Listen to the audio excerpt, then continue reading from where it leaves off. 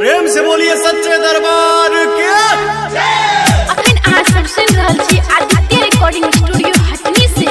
Mix by Kanchan Raj Muzaffarpur.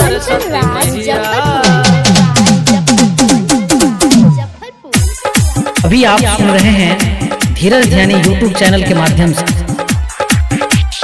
हर साल तोरे पूजै छी मैया बनल छ एते कठोर गकिया। हर साल तोरे पूजै छी मैया बनल छ एते कठोर गकिया। हमरो पकनी में ध्यान दही गे सरस्वती मैया। जय हो बेटा का ज्ञान दही गे सरस्वती मैया। बेटा का ज्ञान दही, बेटा का ज्ञान दही। Mix by Kanchan Raj Muzaffarpur. बेटा का ज्ञान दही।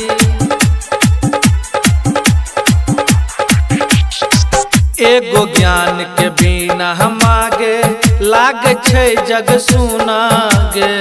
लाग छै जग सुना गे। अनपढ़ अज्ञानी कहि के मारे छै जग ताना गे। मारे छै जग ताना गे।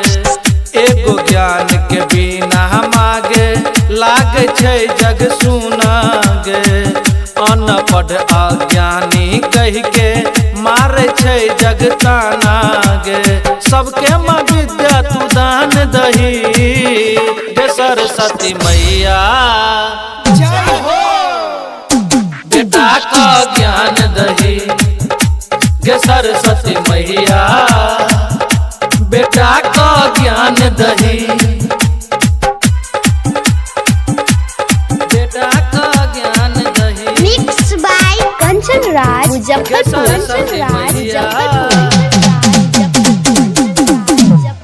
अभी आप सुन रहे हैं धीरज ध्यानी यूट्यूब चैनल की शानदार प्रस्तुति।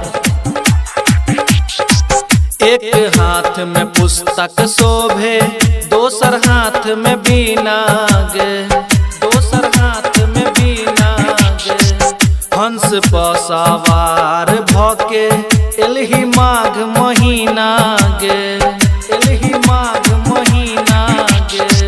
एक हाथ में पुस्तक शोभे दोसर हाथ में बीना गे। हंस पर सवार भके एलही माघ महीना गे। ध्यानी कलल किया आन भेली गे सरस्वती मैया।